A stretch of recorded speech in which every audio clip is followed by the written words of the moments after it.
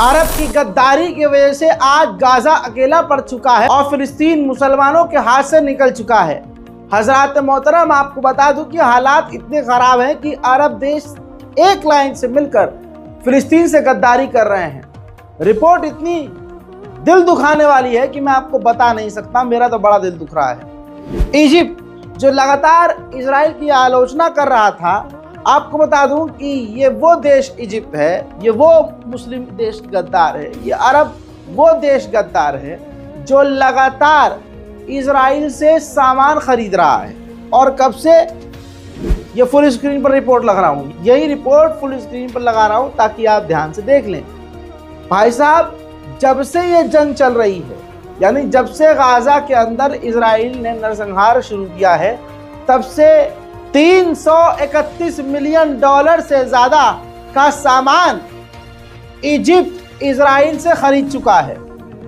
कभी भी इतना सामान इजिप्ट इजराइल से नहीं खरीदता था। जहां इजराइल से कोई भी सामान नहीं ले रहा है, न उससे कोई ट्रेड कर रहा है, सभी बाइकआउट कर रहे हैं, वहां इजिप्ट सबसे ज्यादा मात्रा में इजराइल से साजो सामान खरीद रहा है। अब आप जान लीजिए कि इजराइल फिलिस्तीन के इलाकों में कब्जा करके मकान बना रहा है, सेटलमेंट कर रहा है। गाजा के अंदर भी उसका सेटलमेंट का प्लान है।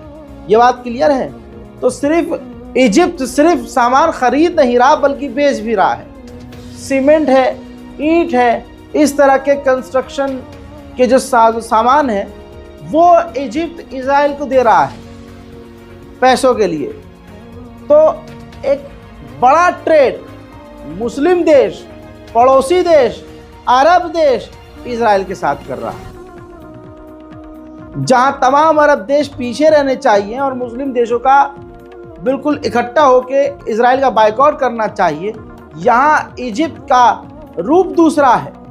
कितना बड़ा कुर्दोगलू है कि इजिप्ट सिर्फ सामान खरीद नहीं रहा बल्कि इजराइल को बेच भी रहा है। उधर इजराइल ने तमाम आसपास के इलाकों पर हमले बढ़ा दिए हैं। भाई क्यों नहीं बढ़ाएगा? जब अरब देश फिलिस्तीन के बजाय इजराइल का ही पिछवाड़ा चाटेंगे तो होगा क्या? सीरिया के अंदर इजराइल ने बड़े एयर स्ट्राइक यानी बड़े हवाई हमले कर दिए। देखिए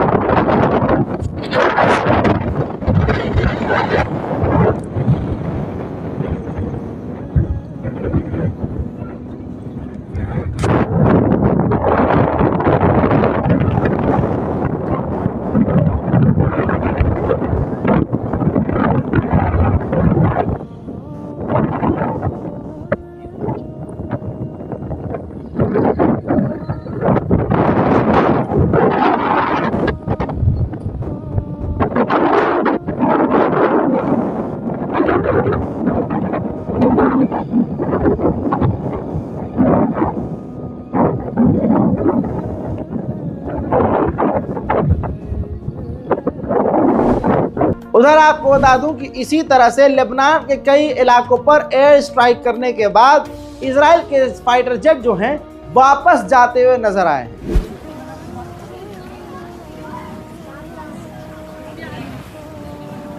वहीं आपको बता दूं कि बाइडेन ने नेतन्याहू से बात किया।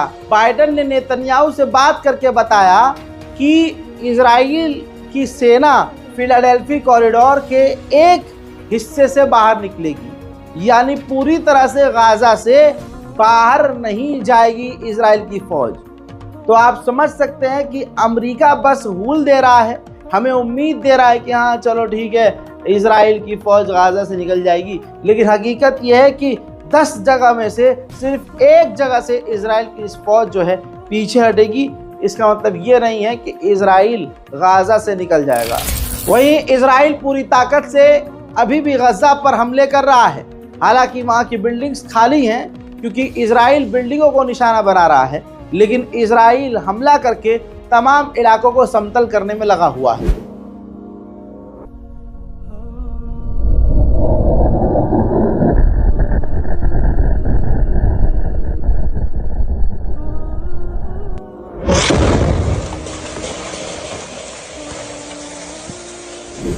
पिछले 6 घंटों के अंदर इजराइल ने गाज़ा के अंदर खौफनाक तबाही मचाई है। बार बार मैं रोज़ आपको याद दिला रहा हूं कि जब से अरब देश पूरी तरह से खामोश हुए हैं, इजराइल ने अपने हमले बढ़ा दिए हैं।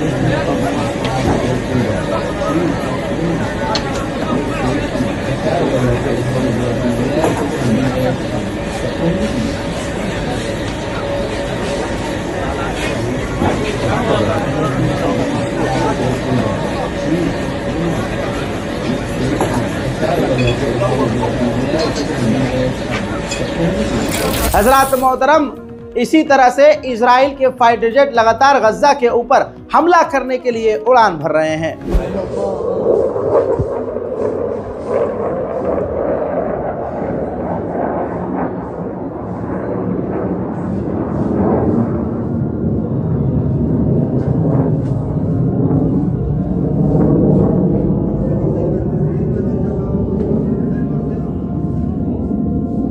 हजरात, उधर लगभग 8-9 महीना हो चुका है, 8 से 9 महीना, और बैतुल मुक़द्दस में मस्जिद अल-अक़सा में आज भी जुमे के दिन भी फिलिस्तीनियों को जाने नहीं दिया जा रहा है। देखिए,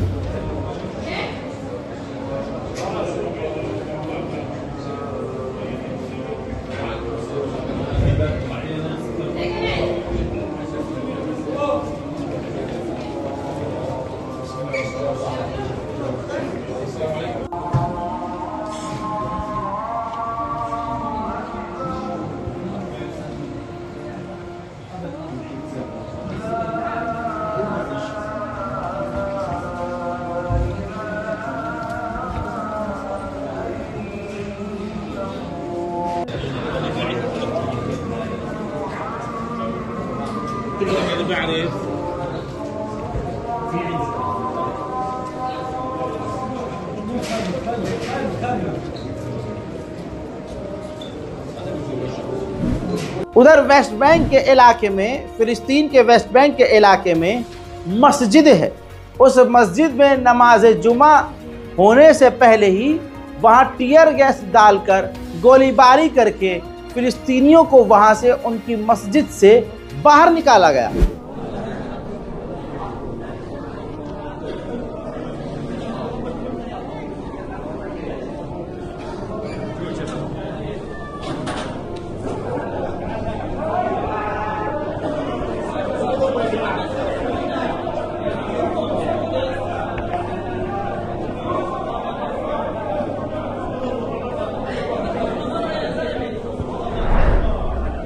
उधर मेरे दोस्तों, कमला हैरिस ने अमेरिका में स्पीच के दौरान साफ तौर से कहा कि हम बिल्कुल साफ कर देना चाहते हैं कि हम हर तरह से इजराइल के साथ, हम हर मुश्किल में इजराइल के साथ हैं और इजराइल को अपने बचाव का अधिकार है।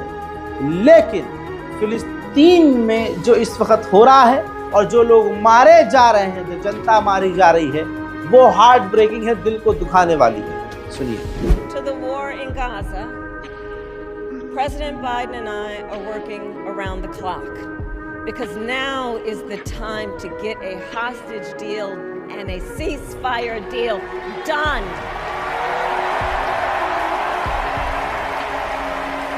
And let me be clear, I will always stand up for Israel's right to defend itself. And I will always ensure Israel has the ability to defend itself because the people of Israel must never again face the horror that a terrorist organization called Hamas caused on October 7th.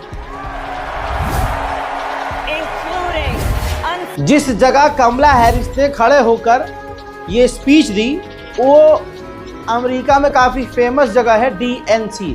उस platform को DNC कहा जाता है। वहाँ पर आम नागरिक कोई भी जाकर इस तरह से स्पीच नहीं दे सकता है।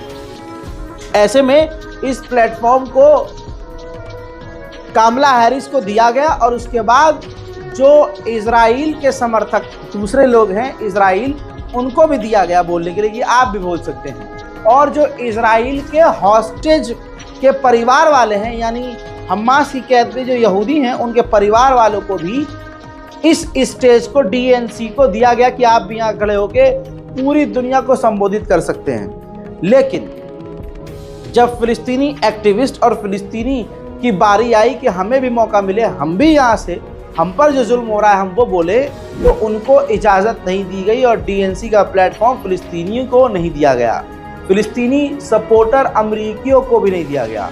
ऐसे में कमला हैरिस के समर्थन में अमरीकी महिला ग्रुप यानी मुस्लिम वुमेन फॉर हैरिस इस नाम से संगठन बना हुआ था, जो अमरीकी मुस्लिम महिलाएं कमला हैरिस को वोट देने के लिए कैंपेन रन कर रही थी। ये बहुत बड़ा इनका ग्रुप था भाई साहब। वो इतनी बुरी तरह से चिढ़ गया ग्रुप कि उन्होंने उस ग्रुप को जो हैरिस के सपोर्ट में बनाया गया था डिसमेंटल कर दिया। मुस्लिम महिलाओं ने कमला हैरिस से पूरा अपना समर्थन वापस ले लिया और कमला हैरिस के समर्थन में बनाया गया मुस्लिम ग्रुप तोड़ दिया। उधर खान यूनिस के इलाके में इजराइल घुस चुका है एक बार फिर से और वहां बचे कुछ टावर और बिल्डिंगों को तोड़ रहा है।